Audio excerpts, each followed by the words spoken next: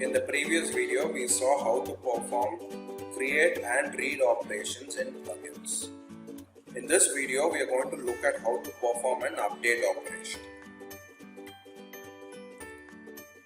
Okay, so now that we've created the account and we've created the contact record, now let's move on to an update operation. So let's imagine a scenario where an account is created and then there's this field called revenue, and we need to adjust that projected revenue based on the account rating code and the number of employees. So let's go ahead and see how to do that. So I'm going to be creating a new file for the update operation. To add a new file to the assembly, right click on the assembly, click on add, new item, and select class.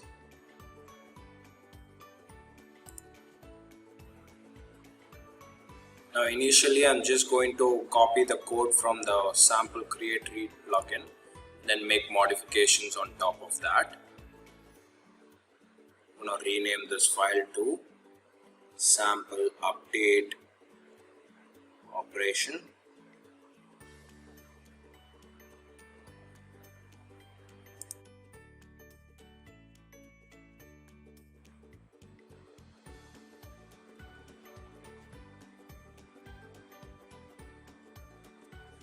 Now I'm going to rename the class with the file name.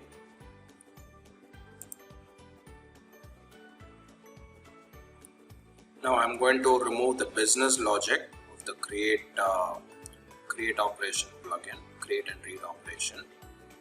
The plugin execution objects is going to remain the same.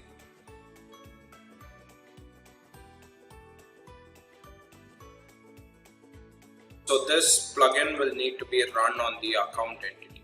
So the context primary entity name will be the account entity.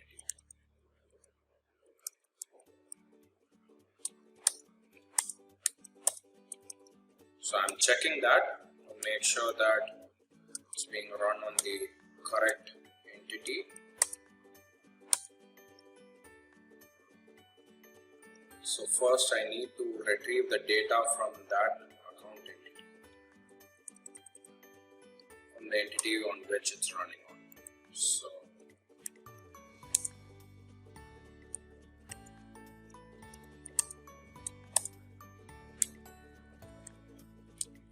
I'm going to do a retrieve.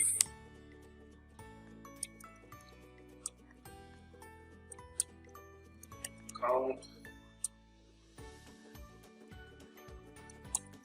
It's got primary entity ID because this is running on the account entity. And then I'm retrieving the fields which I need. So I'll be needing the account rating code,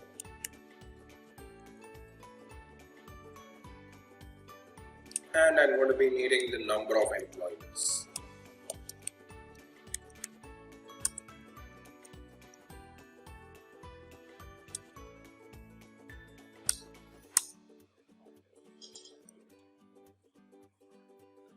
Need to read the account rating. So this is going to be an option set. Account rating is an option set field.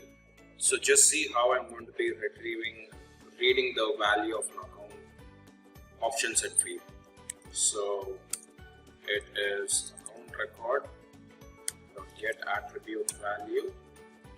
The type is going to be option set value. Then mention the field schema name, which is account rating code. Then we're going to say dot value.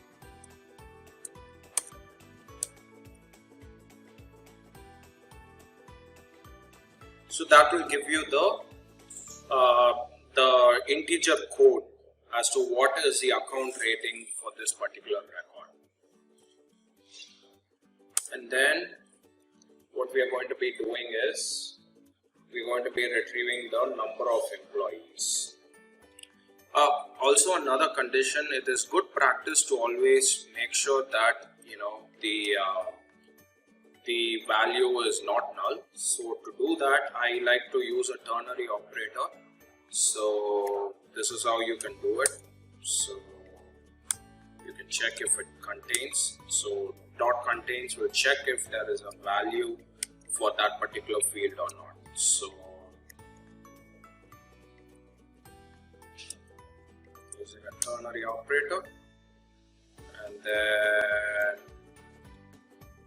if it does contain, I'm going to be retrieving that free from that particular field. If not, I'm just going to assign a random chunk value. Okay. Alright. So that is that. And then similarly, I'm going to be retrieving the number of employees.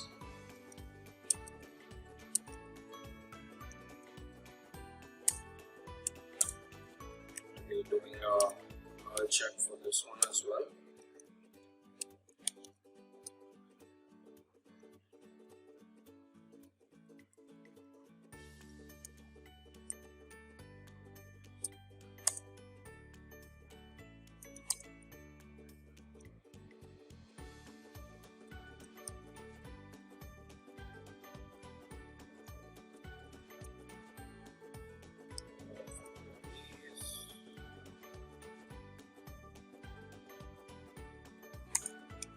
There's no value, I'm just going to declare it as 0. Okay. So now I've retrieved the values from the account record. Now I need to update it. I need to update the revenue field based out of certain conditions. So let's first declare the entity for which we need to update. So the entity is going to be account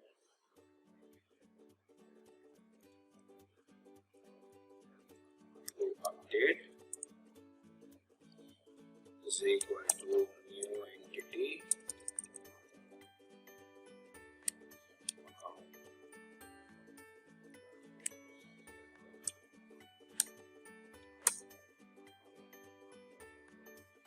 And then the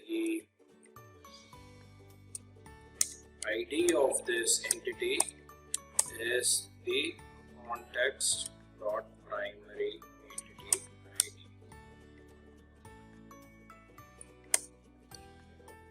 Now you may wonder why I am declaring another entity called account to update with the same ID as a context primary ID. I mean, you might be thinking I can use the account record itself, but I will explain later as to why I'm declaring it as a new account, new entity called account to update, and using that to update. Okay. All right. So my conditions are something like this: if account rating value is 1 and number of employees is less than 10,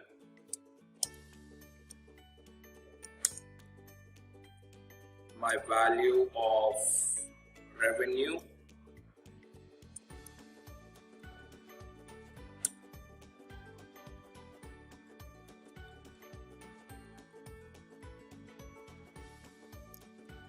needs to be 50.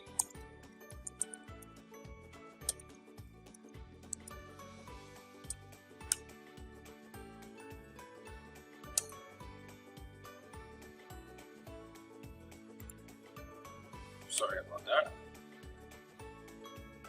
Else the revenue is going to be 100.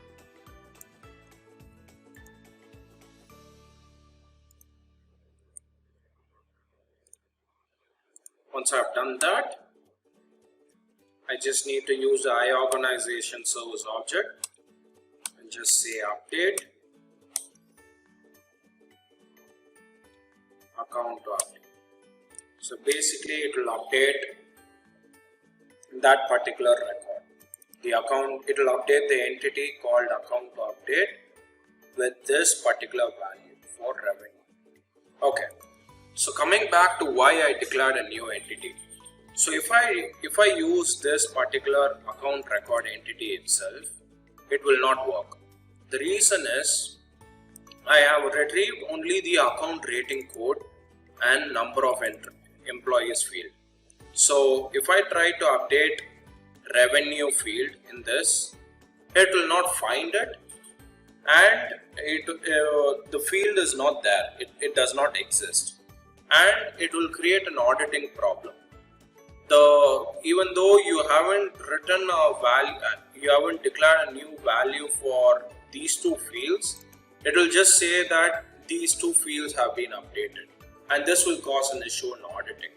Like, it will create 2 rows of unnecessary auditing logs, and if this plugin is written and it's been deployed to production, then that will create a lot of unnecessary audit logs, which can be avoided. It's just bad practice. So it's always important to only write update the fields which is only needed. You shouldn't be updating unnecessary fields. Another good practice is you should always retrieve only the fields which you need, like this. It's all like a lot of developers feel lazy and just declare as true. This will retrieve all the fields of that particular entity, and that will cause a huge strain on the database. And especially if this is deployed to production, then it will just crash the database, and the environment will just get some random SQL Server errors. So that's just bad practice. So 2 good practices to note is you should only declare the fields which you need in the column set to be retrieved, and declare a new entity for update, and just mention the fields which needs to be updated. Okay, so that's how you do an update. In the next video, we'll be looking at how to perform a delete operation in class.